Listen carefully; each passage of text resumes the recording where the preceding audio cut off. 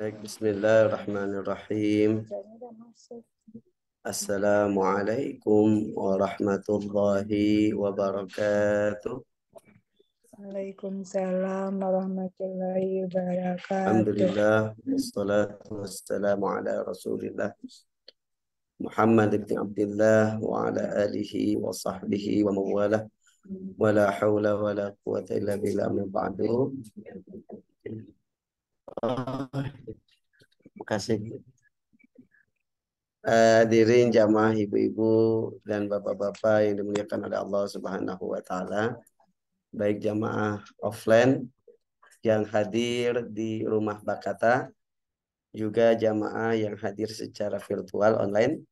Alhamdulillah pada kesempatan kali ini kita bisa bertemu lagi dalam kajian Kiswah, ya, kajian Islam dan dakwah Yayasan Bakata.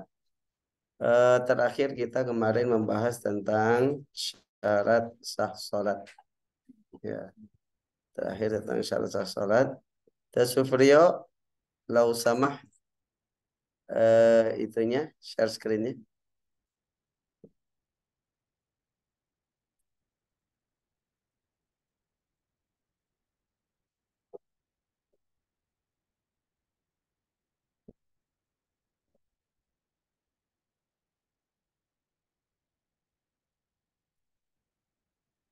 Baik, syukran Ustaz Syukriya.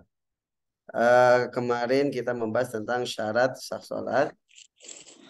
Suaranya kecil ya Ustaz. Syarat ini sangat harus kita pahami dan laksanakan.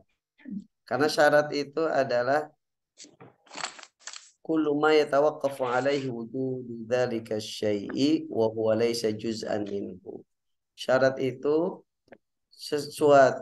segala sesuatu yang berkaitan dengan adanya sesuatu dan bukan bagian dari sesuatu tersebut. Nah, maksudnya gini. Ya.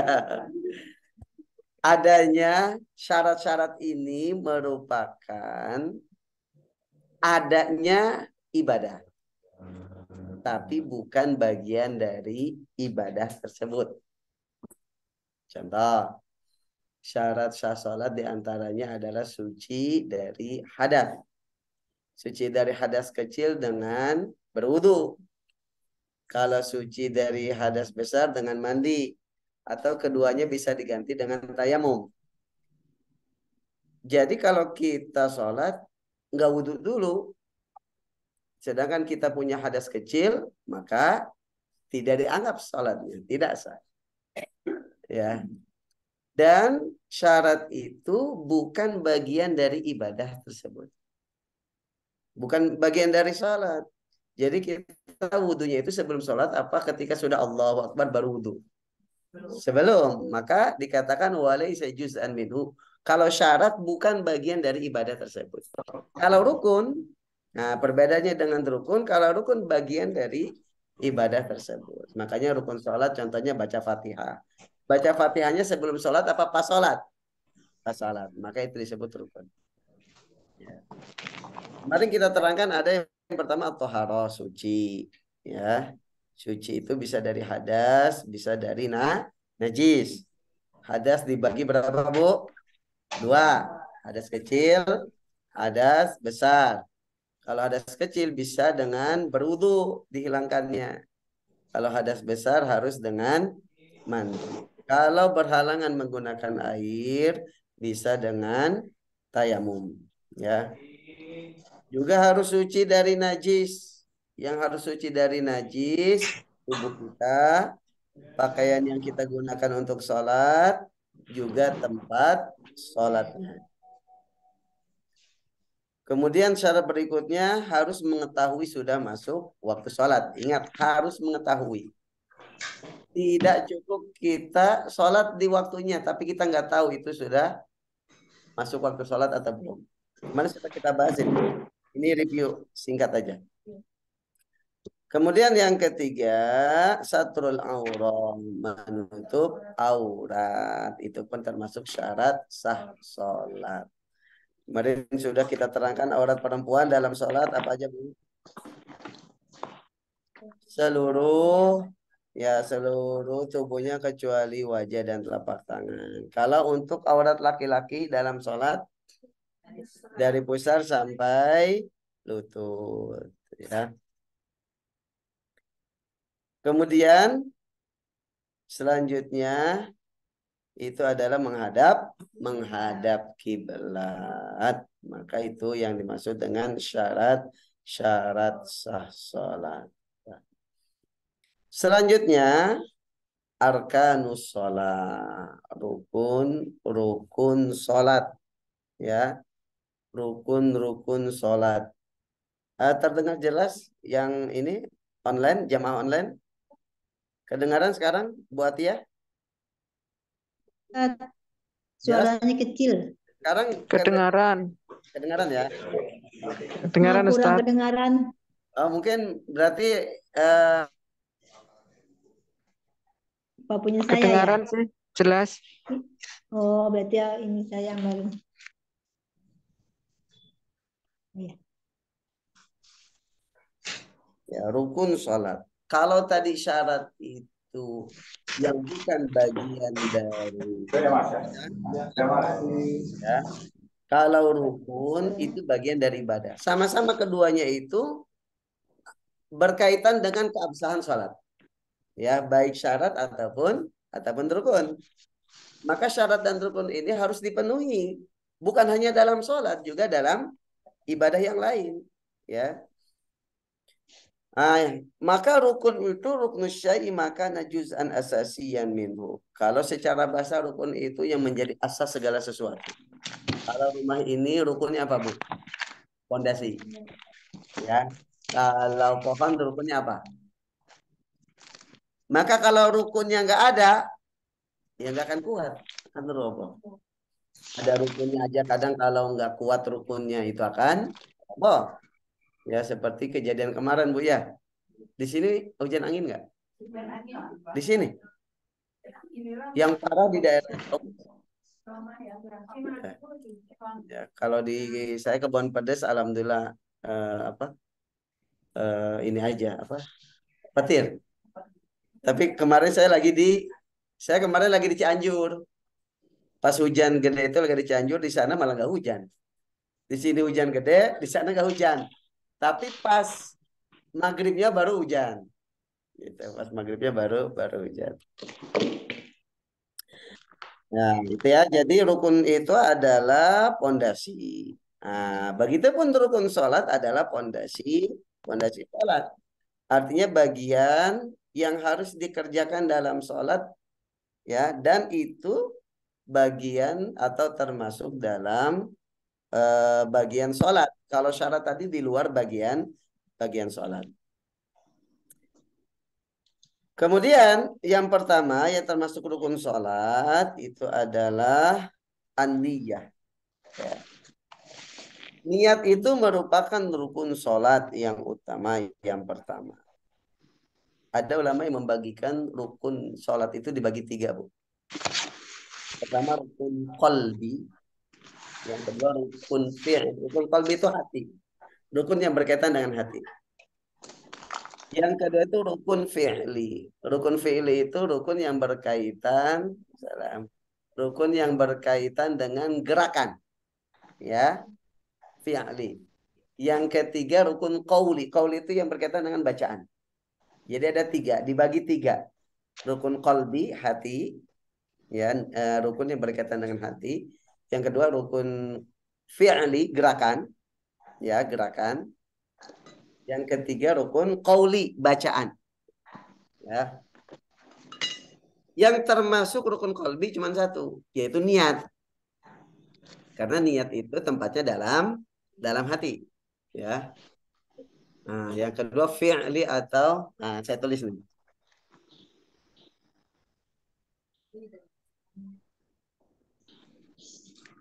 Rukun qalbi.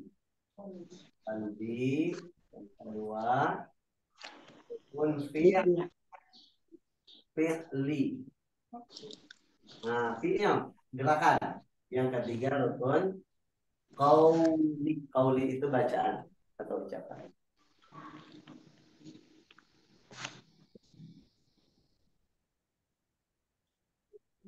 Ya, qauli itu hati, rukun yang berkaitan dengan hati, fi'li itu gerakan, qalbi ya, qalbi hati, fi'li itu gerakan, qauli itu baca. Nah, rukun qalbi cuma satu, niat aja. Maka niat itu ya di dalam hati. Wahia qasdu syai'i muqtarinan bi awwali ajza'i fi'lihi. Yang dimaksud dengan niat definisinya dalam kitab Al-Fiqhul Manhaji disebutkan definisi niat itu adalah qasdu syai'i muqtarinan bi awwali ajza'i fi'lihi. Sengaja melaksanakan sesuatu dibarengi dengan memulai awal sesuatu tersebut. Ya, sengaja melaksanakan. Misalkan berarti kalau niat sholat berarti sengaja melaksanakan sholat diawali dengan memulai awal sholat. Itu definisi niat. Jadi kalau kita masih di rumah mau ke masjid, niatnya masih di rumah. Menurut definisi ini, menurut para ulama bukan niat. Itu baru ham. Ham itu keinginan terbesit. Ya, ya. Maka kalau niat itu ya dibarengi dengan melakukan awal dari pekerjaan yang kita niatkan. Ya, gitu. Kalau kita niat makan, pas itu ya niat berarti. Kalau sebelumnya kita baru masak, misalkan kita pengen makan mie misalkan ya, baru ham keinginan terbesit dalam hati.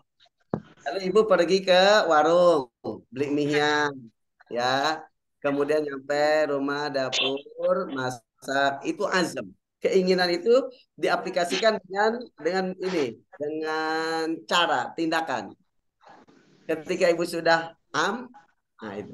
Nah, itu apa definisinya dalam ibadah, ya. Jadi dibarengi dengan awal fi'il. Wa mahalluha al-qalbu. Tempat niat itu dalam hati. Ya. Jadi memang ada perbedaan pendapat ulama. Perbedaannya itu apakah disunahkan melafazkan niat atau tidak. Setelah ulama sepakat bahwa niat itu dalam hati. Ya, semuanya sepakat. Cuman ada perbedaan itu apakah disunahkan untuk dilafazkan atau tidak. Dalam mazhab Syafi'i juga ada, saya lupa mazhab apa gitu ya. Itu disunahkan melafazkan niat. Tapi yang mengatakan disunahkan melafazkan niat pun mereka semuanya sepakat bahwa yang dianggap niat itu yang di dalam hati. Maka kalau kita misalkan sholli fardhal maghribi thalatha raka'atin mustaqbil qiblat, diucapkan, dilafazkan. Tapi pas Allah dalam hatinya nggak niat, maka tidak sah niatnya. Karena yang di dalam hati yang dianggap niat itu. Begitupun kalau misalkan kita niat salat maghrib, melafazkannya benar. Ya Allah, saya niat salat maghrib. Ya. Sumbangan ya. Ibu mohon maaf di mute ya. Ini Bu siapa yang nggak kelihatan, yang nggak kelihatan suara dari mana gitu. Mungkin Sa Supriyo bisa di mute, Sa Supriyo yang ini. Alasan enak belajar jadi istri. Pak biasa di kantor kan dulu gitu Pak. Di kantor juga. Sa Supriyo mungkin bisa di mute yang berkaitan ya, dari siapa nih keluar? Anda memilih. Iya, enggak biasanya kan suka ada kuning gitu ya. Ini enggak ada. Ustadz, HP-nya lagi loading. Oh gitu. Atau ibu yang berkaitan atau jamaah yang berkaitan tolong di mute ya. Baik, kita lanjut ya. Nah, jadi ketika kita niat, dilafazkannya benar, mau sholat maghrib. Ya Allah, saya niat sholat maghrib, sholat fardu maghrib. Ya, 3 rakaat, jadi imam atau jadi imam atau sendiri. Tapi pas Allah niat dalam hatinya, niat sholat isya. Enggak sah niatnya. Karena yang dianggap niatnya itu yang di dalam hati. Ya, itu makanya harus sesuai yang dilafazkan dengan yang dalam hati, gitu ya. Nah, jadi yang dianggap itu yang di dalam hati. Dalilnya adalah sabda Rasulullah innamal a'malu binniyat. Amal perbuatan itu tergantung niat. Ya, apalagi amal ibadah. Maka semuanya berkaitan dengan niat. Kemudian khusus dalam mazhab Syafi'i, saya kurang tahu mazhab lainnya. Apakah juga sama harus dibarengkan dengan takbiratul ihram atau tidak? Kalau dalam mazhab Syafi'i itu wala budda li sihhatiha an taqtarina bi takbiratil ihram. Harus dibarengkan dengan takbiratul ihram. Allah, kita niat dalam hati. Jadi niatnya bukan sebelum takbiratul ihram. Ya, tapi saya pernah baca itu entah madhab sebagian madhab Imam Hambal, Ahmad bin Hambal atau madhab siapa itu membolehkan beberapa saat sebelum takbiratul ihram itu boleh. Ya, kenapa? Karena susah. Kalau nggak terbiasa susah, tapi kalau sudah terbiasa enggak. Ya, makanya guru-guru saya itu saya suka perhatikan ya. Itu kadang takbiratul ihramnya diulang-ulang. Allah, ulang lagi. Allah. Kenapa? Karena beliau mengambil pendapat yang harus niat itu dibarengkan dengan takbiratul ihram. Maka termasuk yang wajib khusyuk dalam sholat adalah ketika takbiratul ihram karena disitulah tempat niat. Ya. Iya. Makanya itu wajib ya yang mengatakan harus dibarengkan wajib harus khusyuk di situ.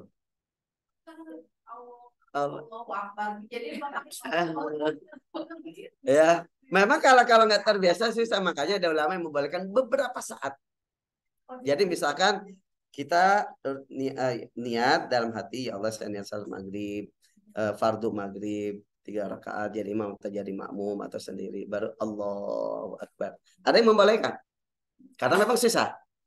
Ya, tapi ketika kita sudah terbiasa, insya Allah bisa. Tapi agak lama, Pak Ustaz. Agak lama. Allahu Akbar. Allah. Ya. Makanya biasa diulang lagi. Diulang lagi kami misalkan Allah. Wah, kepikiran masih kepikiran kolak, kami masih kepikiran apa. Kan kita kan soli. Ya. Kadang-kadang sudah datang.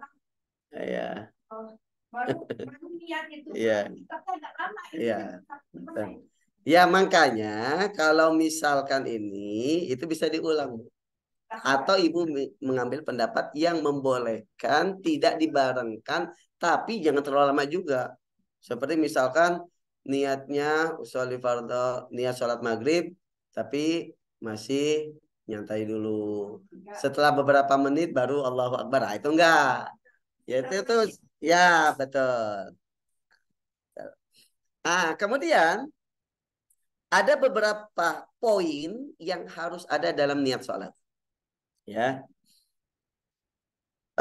Yang pertama, bihaitsu yakunu qalbuhu muntabihan athna'at talaffuz bit takbir ila qasdi shalah mutadzakkira naw'aha wa fardiyataha. Yang pertama, ketika dia takbiratul ihram, maka hatinya itu harus sadar untuk pertama qasdus shalah. Sengaja melaksanakan sholat. Karena itu niat, hakikat niat itu. Ya kalau kita ini kan berarti usolli. Ya Allah saya sengaja sholat. Atau kita pakai bahasa yang kita pahami gak apa-apa dalam hati. Ya Allah saya sholat. Ya.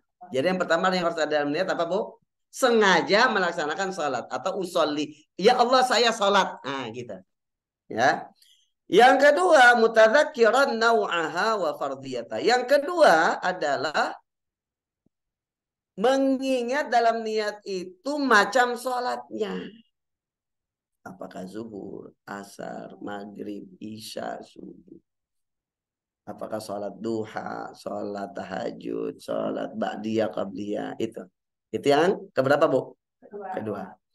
Yang ketiga, wa fardiyataha. Kalau sholatnya sholat fardu, sebutkan sholat fardu. Berarti ada 3 hal. Niat sholat, kemudian macamnya, kemudian kalau sholat fardu, tambahkan fardu. Saya niat sholat fardu, sholat wajib. Berarti ya Allah saya niat sholat zuhur fardu atau sholat fardu zuhur. Makanya kalau di bahasa Arab itu usolli fardhu zuhri. Nah, jadi tiga ini yang penting. Usolli fardhu zuhri, usolli fardhal asri, usolli fardhal maghribi. Ini yang wajib. Yang harus ada dalam niat. Ditambah satu lagi kalau kita menjadi makmum, niatkan menjadi makmum. Sudah 4 saja. Ya. Lalu kalau jadi imam gimana? Kalau jadi imam nggak wajib. Tapi kalau imam tidak niat dalam sholat untuk menjadi imam, dia tidak mendapatkan pahala sholat jamaah. Tapi kalau makmum, dia harus niat menjadi makmum kalau dia ingin mengikuti imam. Jadi ada 4 poin yang harus ada dalam niat sholat. Pertama apa, Bu? Sengaja melaksanakan sholat, usolli, ya Allah saya sholat. Yang kedua, kefarduan sholat, ya Allah saya niat sholat fardu. Lalu macam sholatnya, apakah zuhur, asar, maghrib, isya, subuh, atau kalau sholat sunnah, duha, tarawih, atau dan sebagainya. Yang keempat, kalau kita menjadi makmum, kita niatkan menjadi makmum. Yang wajib 4. Berarti menghadap kiblat, jumlah rakaatnya itu sunnah. Minimal yang wajib. Yang rakaatnya sunnah. Kita nggak sebutkan berapa rakaat pun itu sudah sah. Ya, kita tidak menyebutkan menghadap kiblat pun itu sudah sah. Kita tidak menyebutkan lillahi ta'ala pun sudah sah. Jadi 4 poin itu yang utama. Tapi kalau kita mau menyempurnakan dengan yang sunnahnya nggak apa-apa. Rakaatnya berapa rakaat, mustaqbilal kiblahnya, lillahi ta'alanya dibaca tidak masalah. Ya. Jadi yang utama berapa, Bu? 4. Gitu ya. Kenapa? Banyak salah Ustaz, kadang-kadang apalagi kalau buru-buru sengaja aku udah sholat zuhur barengan ke bawah, jadi fardunya suka nggak ke bawah. Ya, Tapi usolli ada. ya, minimal pasti kita meyakini zuhur itu fardu. Itu sudah termasuk insya Allah. Sudah sah. Insya Allah. Baik, kemudian wala yushtaratu tahrikul lisani biha. Tidak disyaratkan menggerakkan lisan dalam niat. Karena niat yang dianggap dalam hati. Meskipun melafazkannya sunnah. Menurut madhab Syafi'i dan madhab Hambali kalau nggak salah. Ya. Tapi ada juga yang mengatakan tidak ada kesunahan dalam melafazkan niat. Ya. Kemudian yang kedua, ini rukun yang pertama tadi niat. Ya. Yang kedua, al-qiyamu ma'al qudrati fi sholatil mafruḍah. Berdiri bagi yang mampu untuk sholat fardu. Ini disyaratkan hanya untuk sholat fardu berdiri itu. Kalau untuk sholat sunnah, meskipun kita mampu berdiri, maka tidak disyaratkan, tidak menjadi rukun. Artinya, kalau kita sholat sunnah, padahal kita mampu berdiri, lalu kita sholatnya duduk, sah sholatnya. Ya, cuman asal kumaha gitu punya. Tapi saya pernah baca perkataan siapa lupa saya. Tapi bagus. Artinya kenapa berdiri itu hanya menjadi rukun bagi sholat fardu? Beliau mengatakan karena sholat sunnah itu jauh lebih banyak dibandingkan dengan sholat fardu. Sehingga supaya kita mampu melaksanakan banyak sholat sunnah. Yang namanya orang pasti ada malesnya. Jadi kalau pilihannya gini, Bu, kalau pilihannya daripada nggak sholat, lebih baik sholat duduk untuk sholat sunnah. Ya, itu misalkan, padahal udah wudu, udah ini lagi baca Quran gitu kan, belum batal, mau sholat teh, ini amat tuh gak amat berdiri, duduk daripada kita tidak sholat.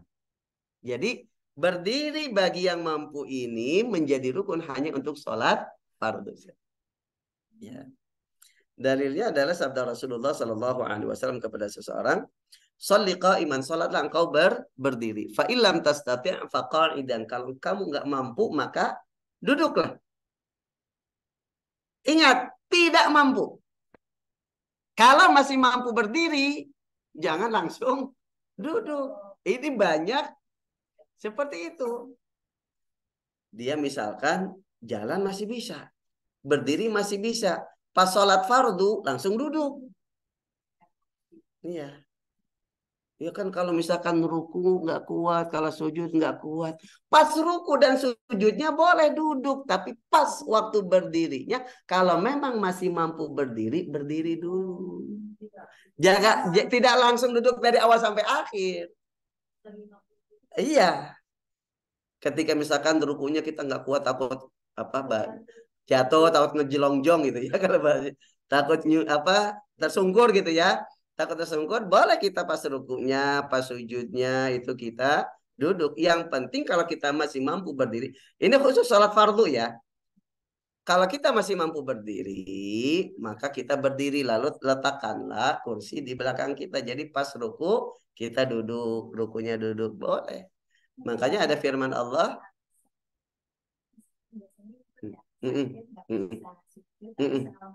Masih bisa berdiri, berdiri. Iya. Iya, betul. Makanya ada firman Allah, fattaqullaha mastata'tum. Bertakwalah kepada Allah dengan menjalankan perintah dan menjauhi larangannya semampu kalian. Artinya ketika mampu berdiri dalam sholat, berdiri dulu. Meskipun pas ruku dan sujudnya, dia sakit, maka duduk. Maka semampunya. Saya masih ingat itu, dipraktikkan oleh guru saya. Tadi baru nelpon ke saya itu. Ada namanya Dr. Muhammad Al-Ajus. Beliau ahli hadis, dokter di bidang hadis. Sekitar berapa bulan yang lalu pernah berkunjung ke pesantren kami Darul Mizan setelah beliau kecelakaan. Beliau kecelakaan jatuh di kamar mandi masjid, patah kakinya. Ya. Kakinya patah, Bu. Kemudian beliau itu pakai ini, ketongan. Tapi ketika beliau sholat, beliau ditampilkan kursi. Kalau sholat fardu, beliau diri dulu. Diri, nanti pas ruku, baru duduk. Sujud, baru duduk. Karena masih mampu berdiri, padahal ini yang patah. Ya, nah gitu. Kecuali kita merasa kita bukan. Ketika kita nggak kuat untuk berdiri, boleh langsung. Gitu. Iya, betul. Pusing 7 keliling, boro-boro untuk berdiri, untuk duduk aja kayaknya pusing banget, silakan. Makanya di sini berdiri bagi yang mampu. Ya, artinya ketika masih mampu, ya silakan berdiri. Kalau tidak mampu bisa dengan ya. Baik hadirin jamaah yang dimuliakan oleh Allah Subhanahu wa taala, ya. Makanya di sini dikatakan wa idza qadara al-musalli 'ala al-wuqufi fi ba'di salatihi wa 'ajaza fi ba'dhiha al-akhar waqafa haitsu yumkinuhu dzalika wa jalasa fi sa'iriha. Ketika orang yang salat itu masih mampu berdiri di sebagian salat, di sebagian yang lain dia sudah tidak mampu berdiri, maka berdirilah di yang dia mampu aja.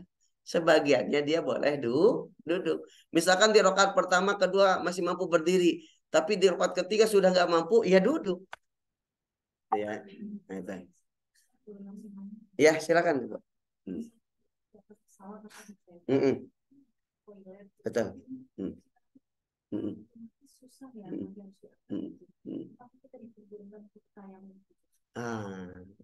Ini.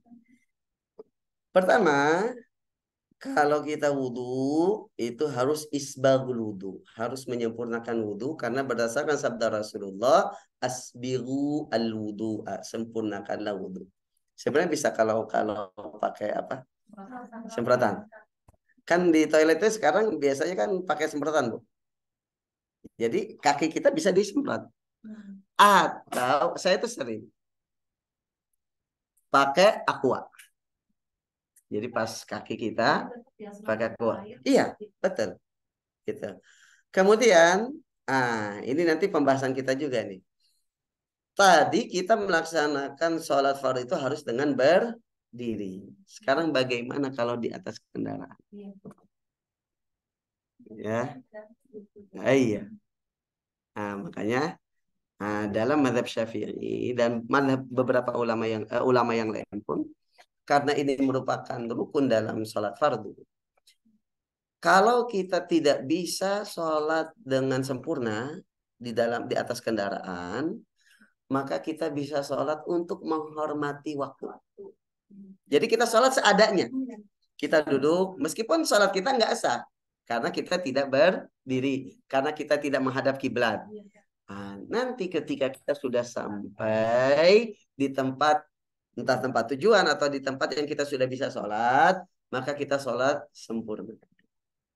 Gitu. Ya, kecuali kalau misalkan di kendaraan tersebut ibu bisa berdiri, bisa menghadap kiblat ketika melaksanakannya. Seperti kalau di pesawat, kalau pesawat-pesawat ini katanya ada musolahnya.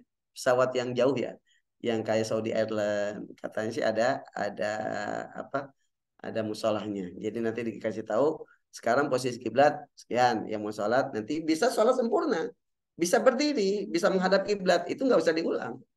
Atau di kapal, ya di kapal kan ada musolah ya, itu bisa sholat dengan sempurna.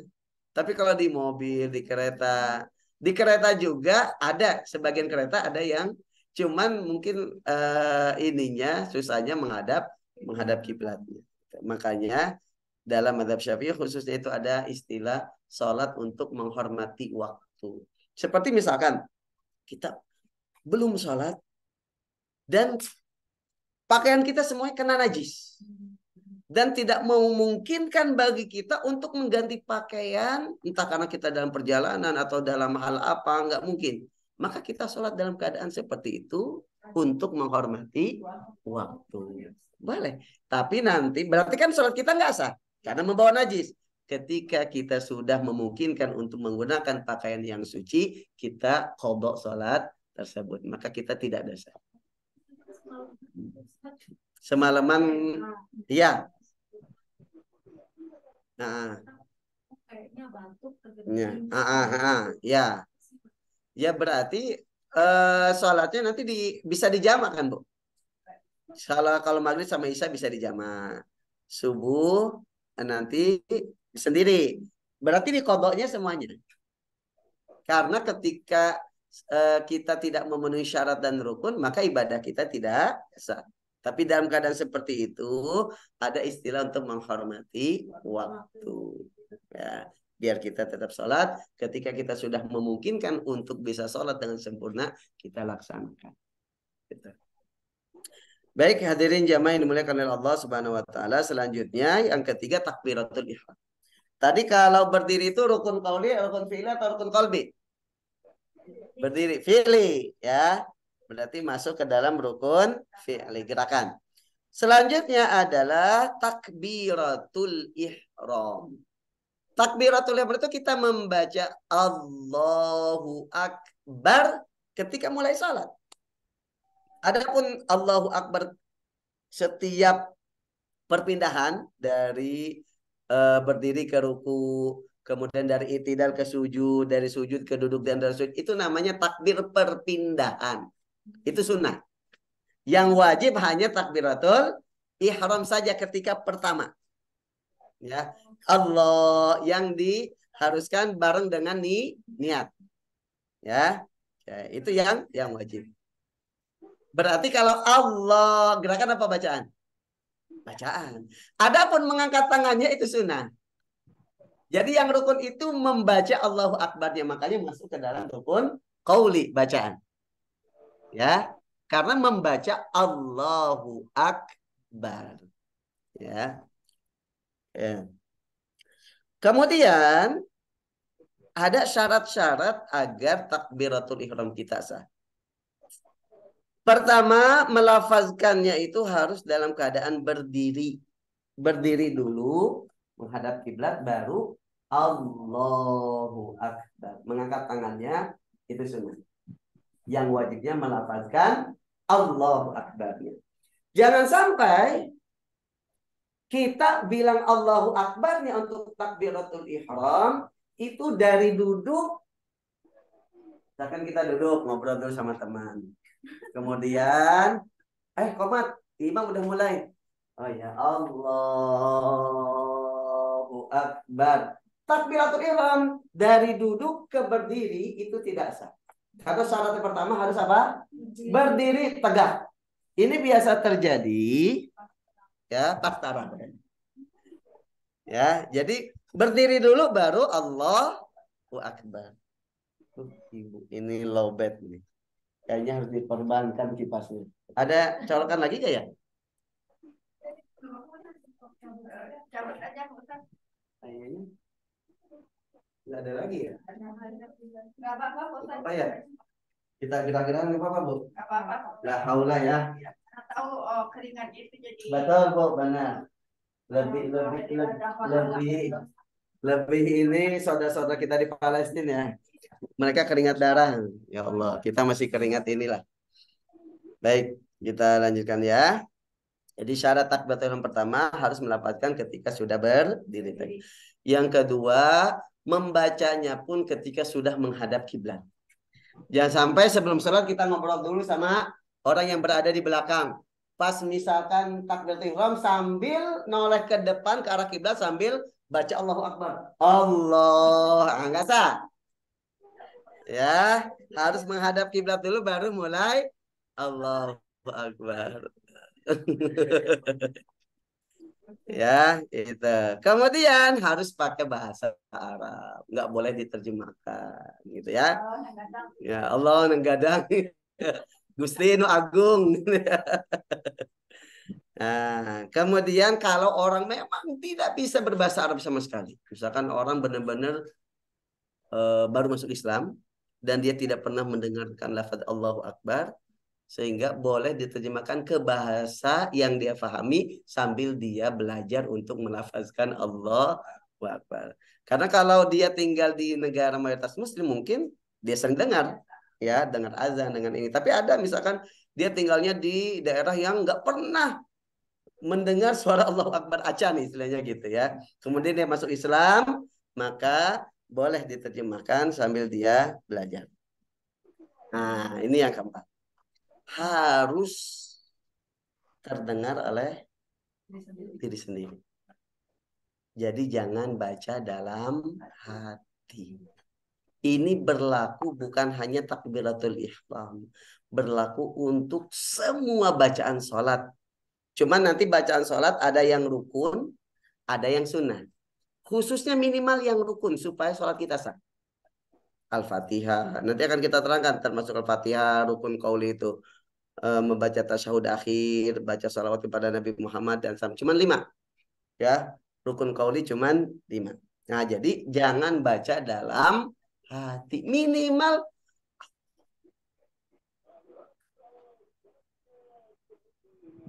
mulut kita, lisan kita bergerak dan terdengar sedikit suara desusan ke telinga kita. Kalau telinga kita normal. Kalau orang budak pakai toa pun nggak akan kedengaran gitu ya. Iya betul. Ya jadi minimal kalau telinga kita normal minimal terdengar. Jangan sampai baca dalam hati semua bacaan salat. Termasuk ibu kalau baca Quran. Lidah. Jadi gini Bu. Kan kalau dalam hati lidah nggak berbuat kan? Iya. Jadi gini. Ada 2 pendapat ulama dalam masalah bacaan sholat. Yang pertama, ada yang hanya mensyaratkan lidah bergerak. Ini pendapat minoritas. Pendapat mayoritas ulama bukan hanya bergerak lidah, minimal terdengar oleh telinga kita. Tapi pendapat yang membaca dalam hati nggak ada. Ya, nggak ada. Pernah sahabat ditanya oleh sahabat yang lain, bagaimana kamu tahu bahwa Rasulullah itu membaca dalam sholat? Apa jawabannya? Dengan gerak janggutnya. Kalau janggut Rasulullah gerak, kira-kira bacanya dalam hati sambil mingkem atau sambil gerak? Sambil gerak dan sambil terdesus. Ya, itu dalilnya. Oh iya benar. Kalau saya gini terus gerak ya Bu? Enggak, iya. Makanya minimal tadi gerak lisannya ya kemudian terdengar oleh diri kita. Kalau Ya. berjamaah kayaknya cukup di lidah aja. Enggak Bu. Ini saya setiap menerangkan ini itu pasti ada yang nanya gitu. Ustaz, kalau gitu jamaah ramai dong. Gini. terdengar oleh telinga kita, nggak mesti harus terdengar oleh orang lain. Bibir, ada desusan suara. Yang desisan suara yang hanya terdengar oleh kita. Pasti ada juga Pak Ustadz, kan kalau saya berjamaah itu tidak baca kan tetap aja ada amalnya gitu Pak Ustadz. Oh enggak, beda.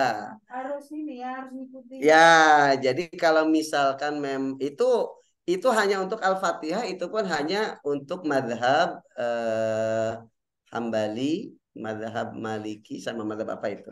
Itu hanya Fatihah saja. Tapi kalau bacaan sholat yang lain, itu harus dibaca sendiri-sendiri.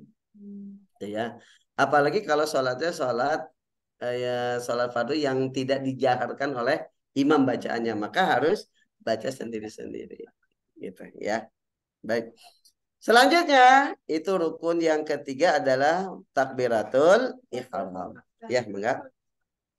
Bacaan ya itu kan panjang banget tuh. Kita nggak hafal, jadi kita ikutin aja gitu.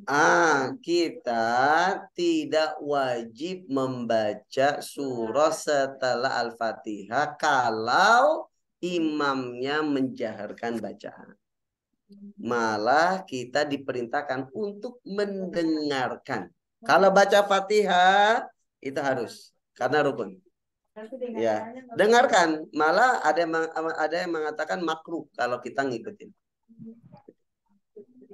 Maka dalilnya firman Allah, wa idza quri'al Qur'anu fastami'u lahu wa ansitu.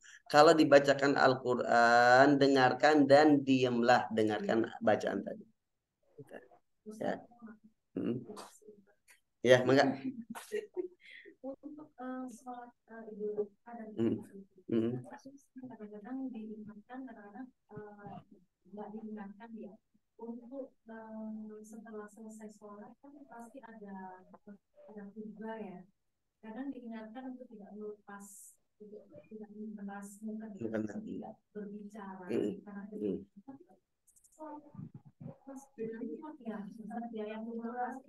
iya. Itu ya, masalahnya itu termasuk caranya atau pertama gini, kalau kita berbicara sah atau tidak, maka sah. Karena kalau dalam sholat Idul Adha, Idul Fitri, khutbah itu sunnah. Jadi kita sah kalau sholat Idul Adha atau Idul Fitri sendiri. Sah. Nggak pakai khutbah, sah. Termasuk ketika COVID kemarin, pandemi, itu kan banyak anjuran untuk sholat sendiri, sah. Kalau sholat Jumat, khutbah termasuk rukun. Kalau Idul Fitri enggak. Gitu. Makanya kalau guru saya itu bilang, kalau kamu mau latihan khutbah, latihanlah pas Idul Adha, Idul Fitri. Karena kalau misalnya latihan pas khutbah Jumat, nanti khutbah kamu nggak sah, ninggalin rukun dan syaratnya, maka nanti sholat Jumatnya pun tidak. Tapi ada yang mengingatkan kalau membuka Oh enggak. Bukan rukun. Sunnah. Tetap sah. Cuman mungkin itu himbauan. Tapi kalau misalkan yang mengingatkannya itu mengatakan sampai tidak sah, saya kira tidak tepat. Tapi memang ya bisa jadi yang gitu itu yang sholatnya setahun sekali biasanya, yang nggak sabaran pakai mukena gitu ya. Yang sedang yang ngobrol gitu ya. Betul ya, meskipun itu sunnah, apa susahnya sih, dengerin dulu bentar Bu ya, ketupatnya nggak akan habis gitu ya. Baik, nah kita lanjut. Selanjutnya adalah membaca surah Al-Fatihah. Nah, membaca surah Al-Fatihah berarti masuknya rukun apa?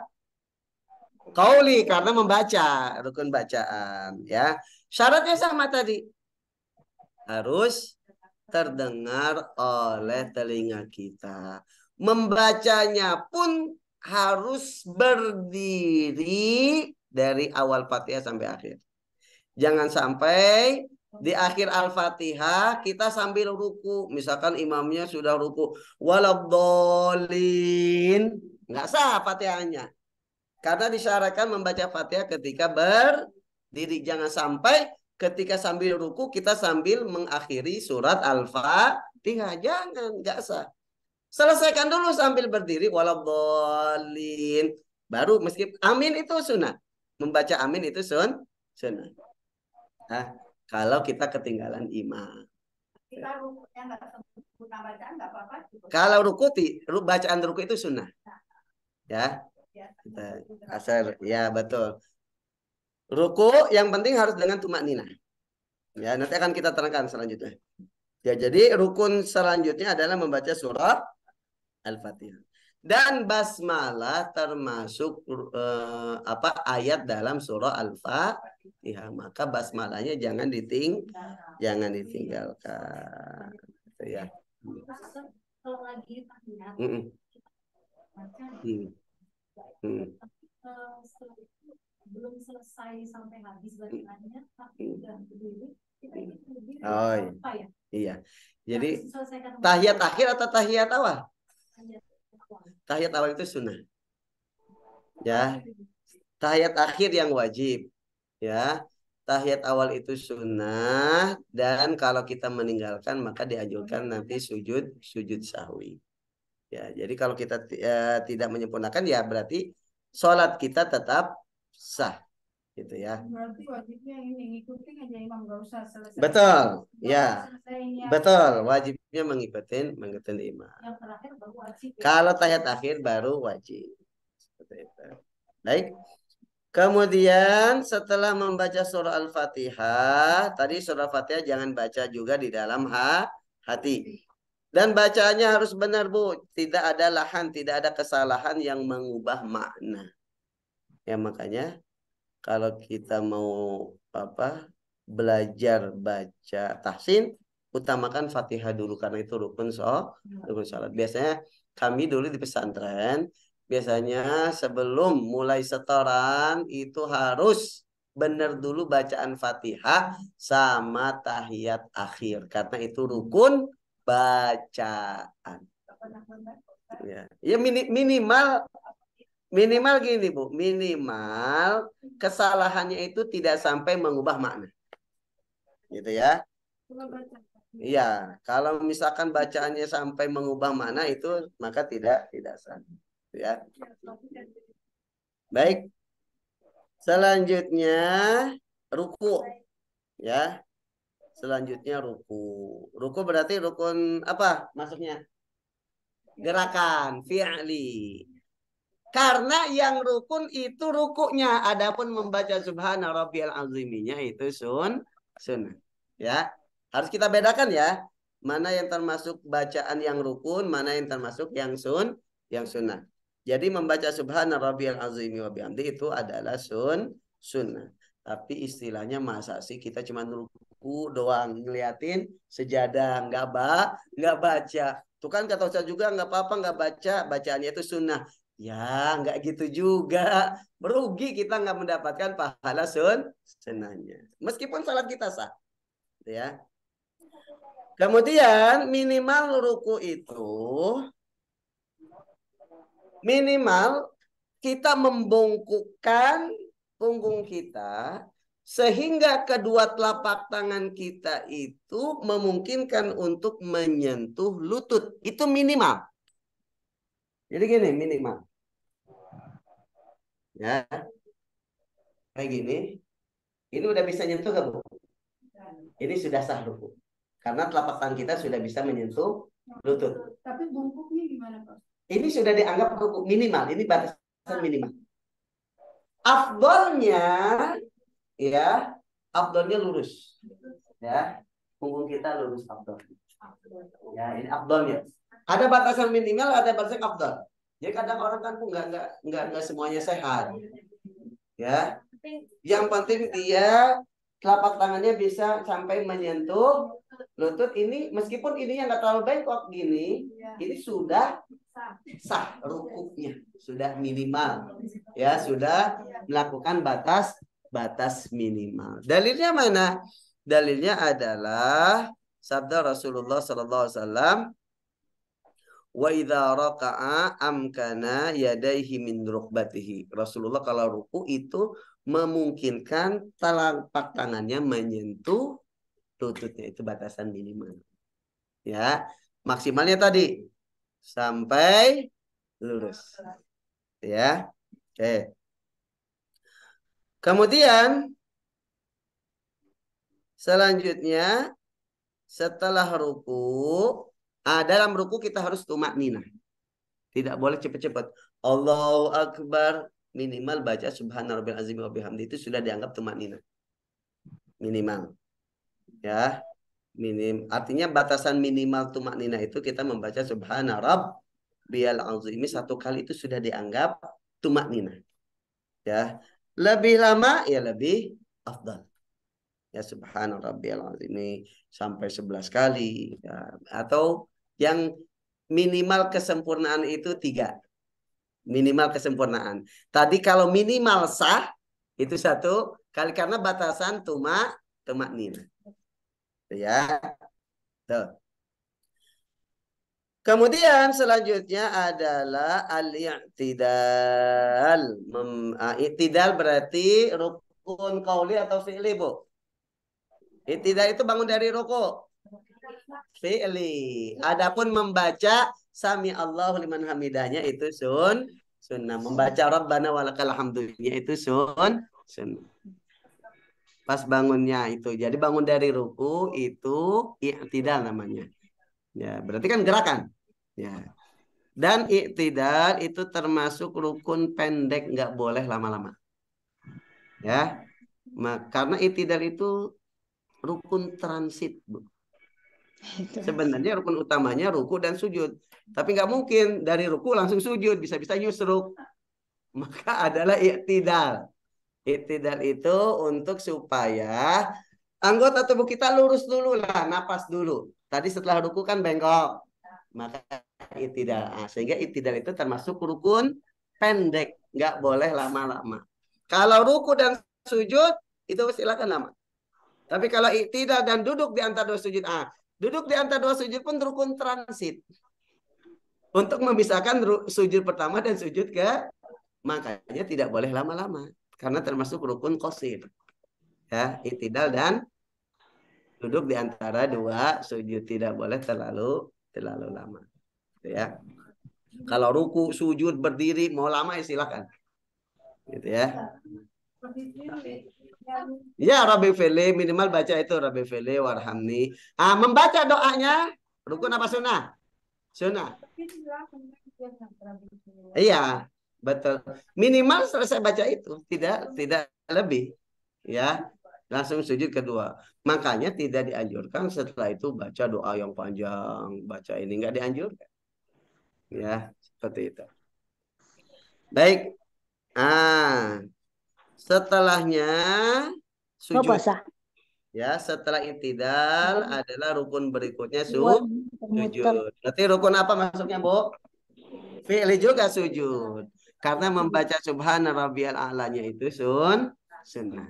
Nanti udah di rumah mah udah. Jadi rukun fi'li selanjutnya adalah sujud. Ya. Kemudian dalam sujud itu ada syarat. Yang pertama, jidatnya harus terbuka, tidak boleh tertutup dengan harus nempel langsung dengan tempat sujud. Maka mohon maaf, kalau laki-laki pakai kopiah jangan kayak gini. Kalau sholat. Kalau kayak gini pas sujud yang nempel kopiahnya apa jidatnya, Bu? Kopiahnya nggak sah. Minimal ada sedikit bagian jidatnya yang nempel langsung ke tempat sholat. Kalau ibu-ibu, hati-hati pakai mukena. Jangan sampai mukena kita menutupi jidat kita untuk nempel ke tempat sujud. Aku pernah baca tuh jidat hidung tangan kaki ini sama. Oh iya, ini batasan aurat ya, batasan aurat sini. Ya. Agak maju, Bu. Jadi dagu batasannya dagu. Batasannya dagu. Ya. Batasannya dagu. Dagu itu ya di sini. Ya, di bawah gigi bagian ini nih. Nah, gitu. Jadi jangan sampai ininya kelihatan nih. Ini bukan dagu lagi, ini bukan wajah. Ini sudah termasuk leher. Sedangkan batasan aurat perempuan adalah semua badan kecuali wajah dan telapak tangan saja yang boleh kelihatan. Kalau ini yang kelihatan, berarti auratnya kebuka nggak? Jadi harus ditutup.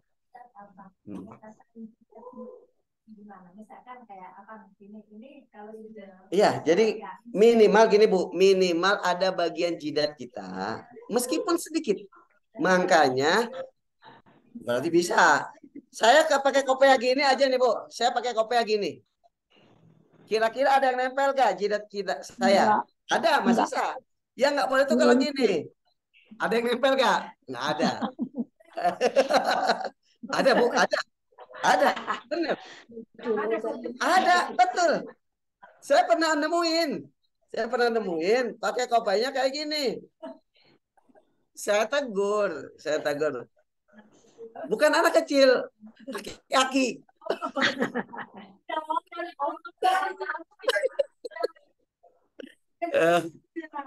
Emang agak-agak ini ya, mungkin agak lola ya aki-akinya. Saya tegur, saya lewat DKM. Pak itu tolong tegur Pak itu karena ini yang ketutup. Oh iya Pak Ustad. Ya. Boleh. Boleh nggak pakai kopi ya nggak apa-apa. Anjurkan pas lagi sholat. Udah ini nggak punya anak tapi nggak kawinnya waktu kuliah. Mungkin supaya rapi aja mungkin, tapi nggak menjadi syarat. Nggak menjadi syarat ya, nggak menjadi syarat dan menjadi enggak. Kalau laki-laki ya. Oke, kita lanjut ya. Jadi yang pertama harus terbuka jidatnya nempel langsung dengan tempat sujud. Juga kalau laki-laki nggak pakai kopiah, rambutnya panjang, kalau nutup semuanya nggak sah. Tapi kalau ada sedikit saja bagian jidatnya yang nempel, tidak terhalangi oleh rambutnya, itu masih dianggap sah. Gitu ya. Oke. Selanjutnya adalah sujudnya harus dengan 7 anggota. Maka ada disebut 7 rukun sujud. Apa saja? Jidat, telapak tangan kanan, telapak tangan kiri berarti 3. Kemudian lutut kanan, lutut kiri berarti 4, 5. Kemudian jari kaki kanan, jari kaki kiri itu semuanya 7. Ya, 1, 2, 3, 4, 5, 6, 7. Semuanya harus nempel ke tempat sujud. 2, 3. Hidung ada yang mewajibkan, tapi kalau dia madzhab Syafi'i nggak wajib. Ya. Jidat yang wajib. Tapi ada madzhab Hambali kalau salah, itu mewajibkan hidung.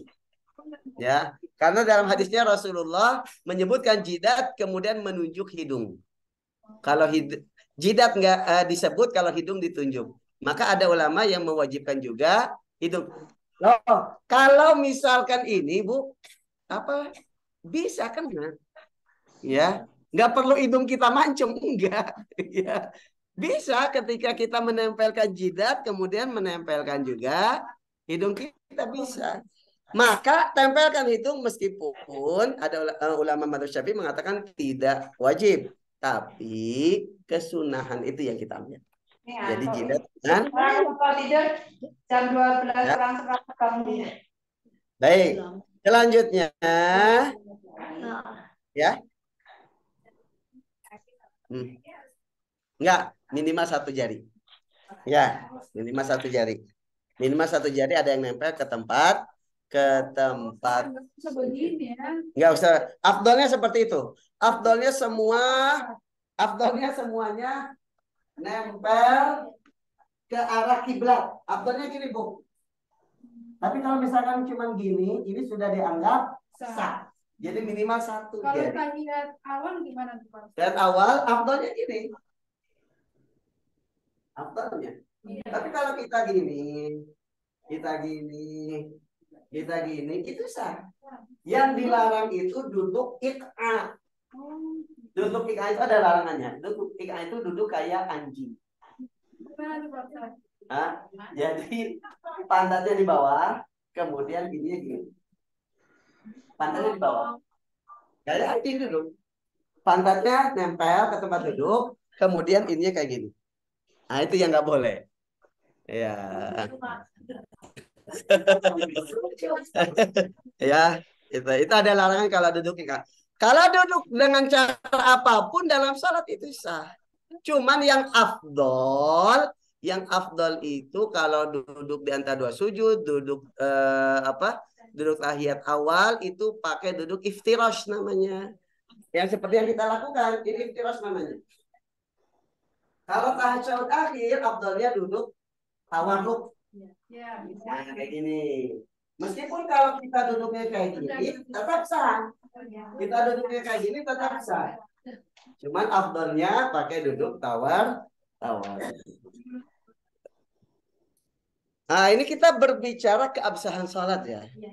Ya, artinya sholat kita tetap sah. Tapi ingat, meskipun itu adalah sunnah, jangan kita tinggalkan begitu saja, rugi. Ya. Kemudian tidak boleh sujud. Tadi tidak boleh menghalangi. Nah, pakaian yang kita gunakan dalam sholat tidak boleh menutupi jidat kita. Seperti tadi mukena. Atau misalkan kalau bapak-bapak pakai apa? Pakai sorban, jangan sampai sorbannya menghalanginya. Ya. Ya, mukenanya jangan sampai menghalangi jidat aja. Kalau yang lainnya silakan. Kalau telapak tangan, lutut dan ini nggak apa-apa. Ya. Yang harus utama adalah jidat. Ya, kemudian yang terakhir tumak ninah dalam sujud juga harus meletakkan berat kepala pas sujud. Jangan ditahan. Ya, jadi istilahnya kalau kita sujud di atas kapas atau bahan busa, itu akan klop.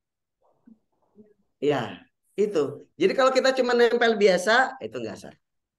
Kecuali kalau kita sakit mata. Kalau sakit mata kan sakit, Bu.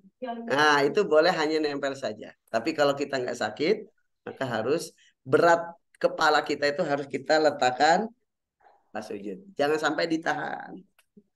Ya, kecuali ada satu diiserkan dulu jarumnya. Ya. Baik, selanjutnya duduk di antara dua sujud. Ya, itu termasuk rukun fi'li. Ya, ini rukun pendek, nggak boleh lama-lama. Kemudian duduk terakhir. Duduknya itu termasuk rukun. Duduk untuk tasyahud akhir. Afdolnya tadi duduk tawar ruk. Ya. Nah, berarti duduknya itu termasuk fi'li atau qauli. Fi'li karena gerakan. Selanjutnya baru tasyahud, membaca tasyahud pas duduk terakhir tadi.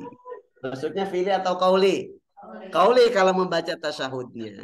Ingat kalau qauli, kalau bacaan syarat-syaratnya tadi.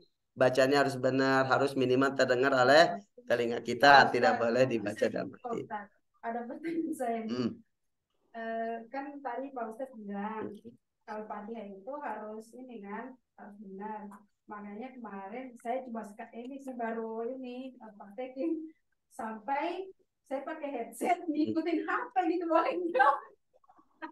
Ngikutin HP pas sholat?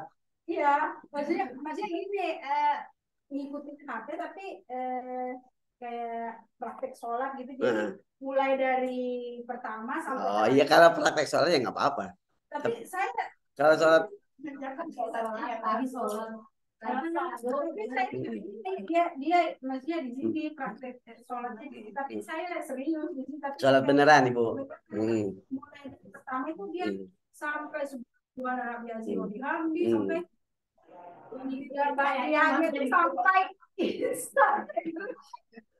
iya, makanya jadi lama itu malah Ibu terkait dengan itu. Tapi itu yang boleh kita enggak, jadi gini, tadi saya lupa menerangkan.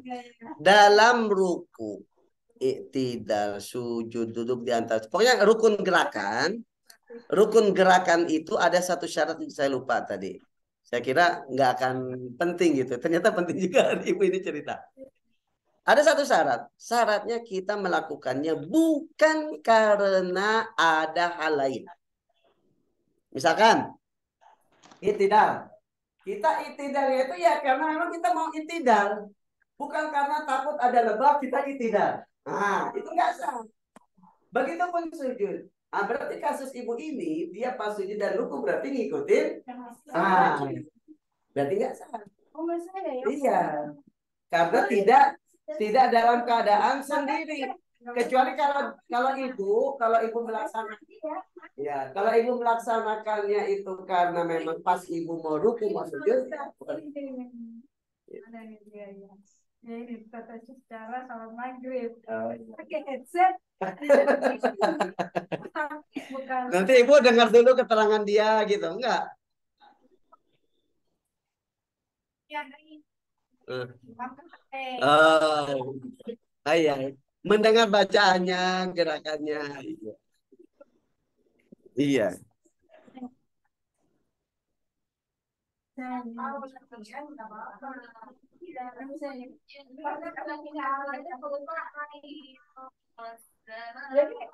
Malah ngikutin itu jadinya.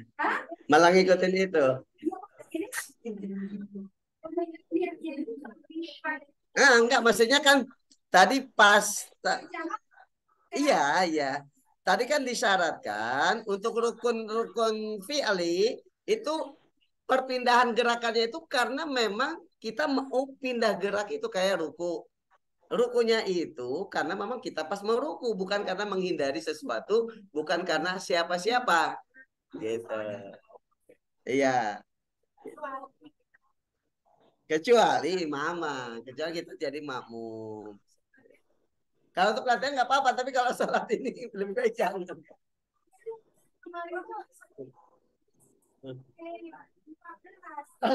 Menit.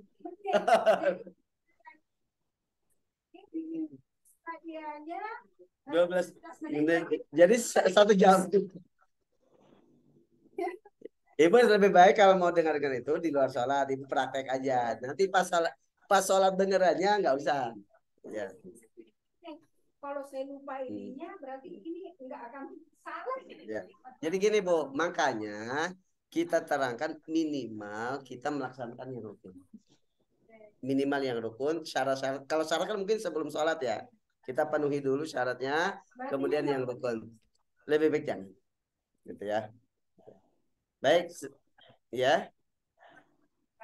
Kita pas sujud terakhir, suka dia sendiri lama kan imam dari tidak boleh ketinggalan. Kalau ini ya, kalau misalkan sujud karena setelahnya terakhir, saya kurang tahu. Setahu saya itu nggak boleh lebih ketinggalan dari 2 rukun panjang. Makmum tidak boleh ketinggalan 2 rukun panjang. Kecuali sholat sendiri. Kecuali sholat sendiri. Rukun panjang tadi kita terangkan itu berdiri. Rukun pendek cuma 2. I'tidal sama duduk di antara 2 sujud. Selainnya itu rukun panjang. Ya, lebih baik kita. Kita ya. Jadi kalau sampai ketinggalan imamnya sudah sujud, kita masih berdiri, itu batal sholat jamaahnya. Karena ketinggalan 2 rukun panjang. Berarti kan ketinggalan rukun dan sujud. Itu kan rukun panjang. Kalau cuma ketinggalan 1 rukun itu masih boleh. Gitu. Baik, selanjutnya adalah membaca tasyahud akhirnya. Dan selanjutnya yang ke-11 adalah membaca sholawat kepada Nabi Muhammad. Setelah tasyahud akhir. Setelah membaca tasyahud akhir. Jadi bacaan tasyahud akhir itu dari at-tahiyyatul mubarakatuh salatu thayyibatulillah sampai asyhadu an la ilaha illallah wa asyhadu anna muhammadar rasulullah. Sampai di situ bacaan tasyahud. Rukun berikutnya membaca salawat kepada Nabi Muhammad. Setelah itu kan kita baca Allahumma sholli ala Sayyidina Muhammad. Sampai situ rukunnya. Jadi rukun itu pertama tasyahud. Tadi dari at-tahiyatu sampai asyhadu anna Muhammadar Rasulullah. Itu rukun. 1 rukun ya. Rukun berikutnya membaca salawat kepada Nabi Muhammad. Baca salawat kepada Nabi Muhammad cuman Allahumma sholli ala Sayyidina Muhammad. Itu aja. Adapun wa ala ali Sayyidina Muhammad itu sunnah. Iya, tapi ingat, rugi kalau kita meninggalkan yang sunnah. Kecuali biasanya suka dipraktekkan kalau dalam sholat taraweh. Enggak, maksudnya tarawih biasanya tasawufnya cepat juga. Berarti biasanya imam cuman baca yang rukun saja. Sah, kalau rukunnya dilaksanakan sah. Kalau dia memperhatikan tajwidnya sah. Tapi kalau tidak memperhatikan tajwidnya, Fatihahnya nggak benar, berarti nggak sah. Ya. Yang terakhir, rukun yang terakhir mengucapkan salam ke kanan. Salam pertama. Assalamualaikum warahmatullah. Yang wajibnya, yang pertama. Yang ke kirinya sun. Oke. Berarti rukun apa, Bu? Salam itu? Qauli bacaan. Jadi rukun bacaan ada berapa? Pertama tadi apa? Takbiratul ihram. Kedua baca surah Al-Fatihah. Ketiga membaca tasyahud akhir. Yang keempat membaca sholawat kepada Nabi Muhammad setelah tasyahud akhir. Yang kelima salam pertama. Jadi rukun qauli ada berapa? 5. Rukun qalbi ada berapa? Rukun kolbi. Hati cuma satu, yaitu nih niat. Sisa berarti rukun fi'li. Kalau jumlah rukun sholat ada 13, berarti rukun fi'linya ada berapa? 1. Fi'li Karena banyak. 13 kurangi 6, berarti ada tuh 7. Tadi berdiri. Kemudian apa lagi? Ruku. Ruku, itidal, sujud, duduk di antara dua sujud, kemudian duduk tasyahud, akhir, ya, gitu. Maka jumlahnya ada 13 rukun sholat. Baik, jamaah ibu-ibu yang dimuliakan oleh Allah Subhanahu wa taala dan juga bapak-bapak, ada beberapa bapak-bapak ternyata, ya. Nanti saya diprotes. Ustaz, ibu-ibu terus, saya hadir loh. Iya, Pak. Ya, silakan, Ibu.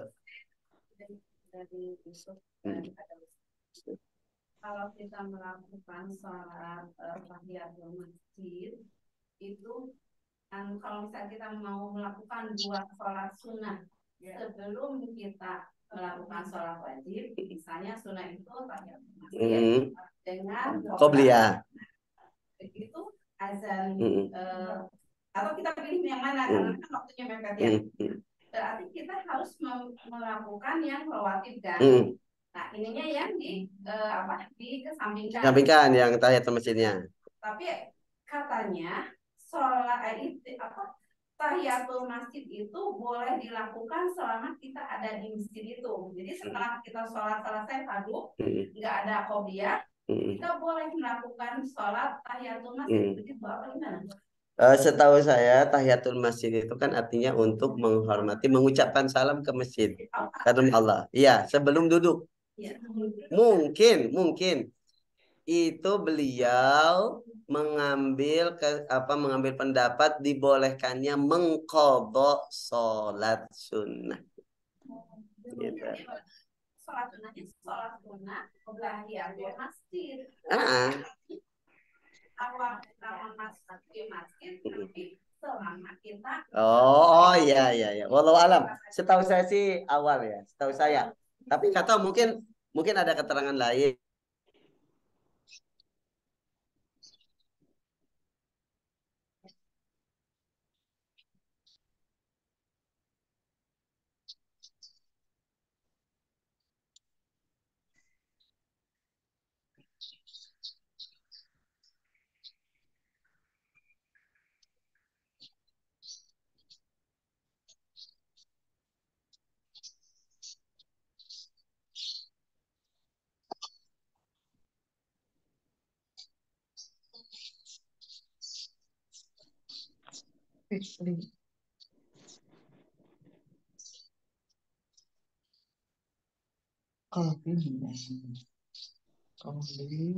Iya, Pak.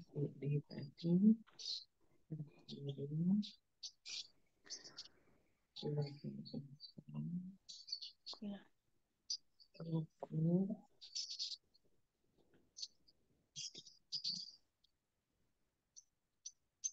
Sujud.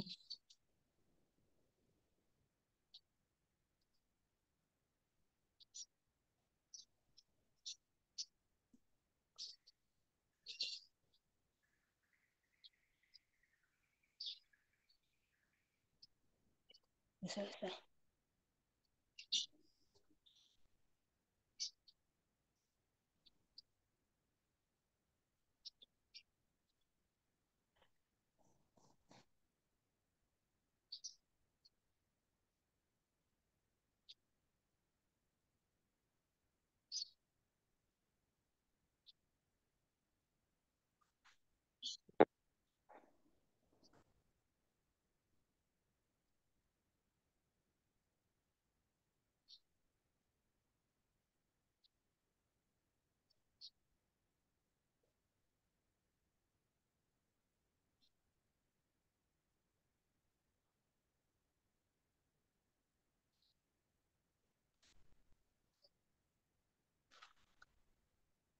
Mana Ustaz nih?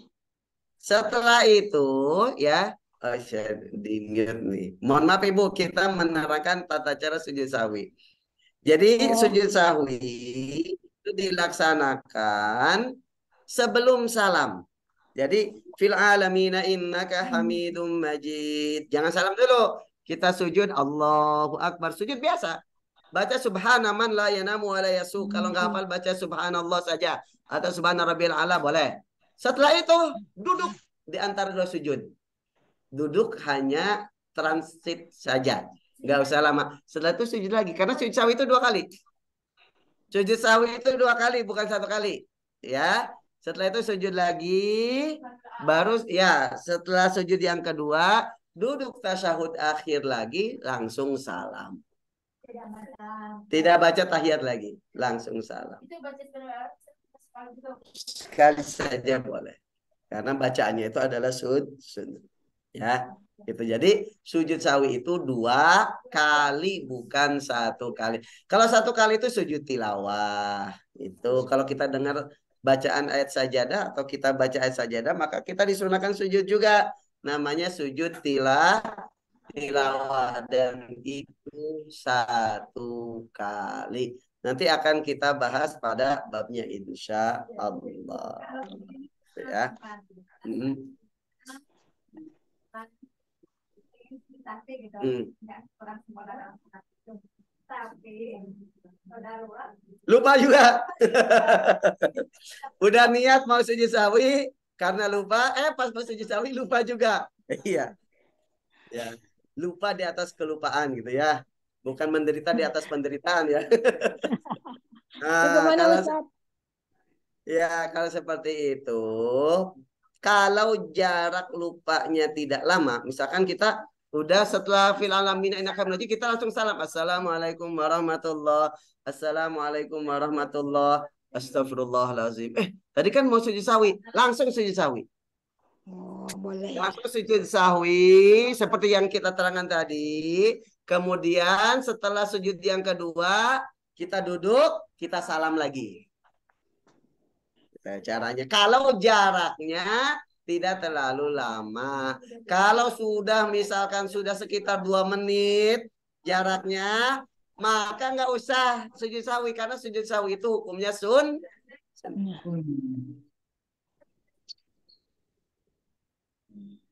Kenapa? Nggak apa-apa. Nggak apa-apa. Yang dilarang itu kalau sholat yang tidak ada sebab. Kalau qadha itu kan ada sebab. Ya.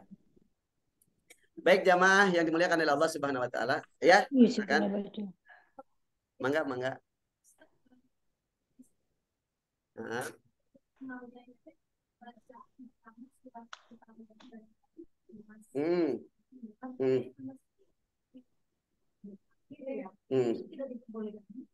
Oh iya.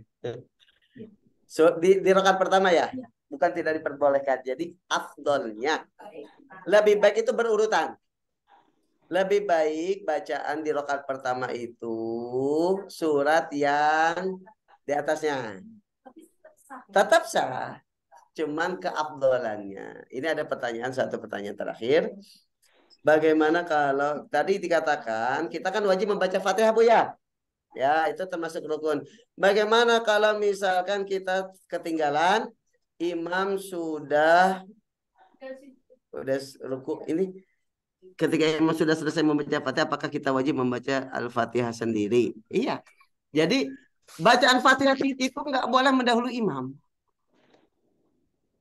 Sesudah imam, nggak boleh kita membaca, bukan hanya bacaan, gerakan pun kita nggak boleh mendahului imam kalau sholat jamaah. Bukan hanya gerakan, bukan hanya bacaan, posisi pun nggak boleh kita berada di depan imam. Nah, begitupun membaca surah Al-Fatihah. Baca surah Al-Fatihah kalau dalam sholat jamaah ada dua caranya.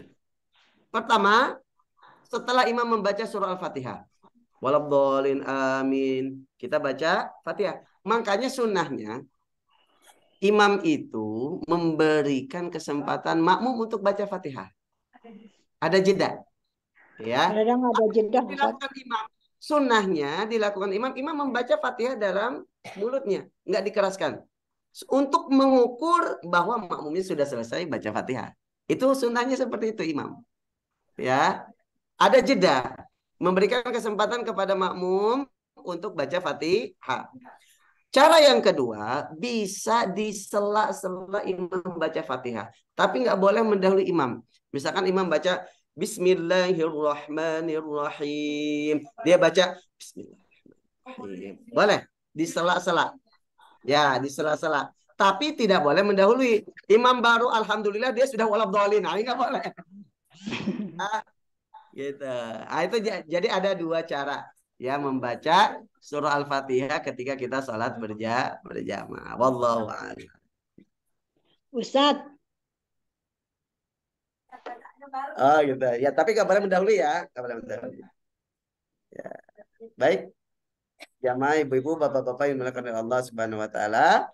Kita cukupkan kajian kita pada siang hari ini dengan bersama membaca hamdalah. Alhamdulillah rabbil alamin. Subhanallahumma bihamdika asyhadu an la ilaha illa anta astaghfiruka wa atubu ilaik. Assalamualaikum warahmatullahi wabarakatuh.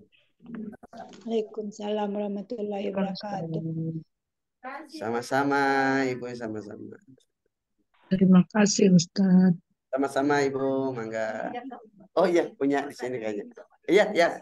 Makasih Nenek.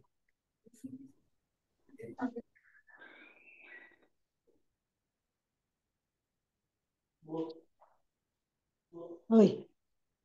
Jam berapa nih?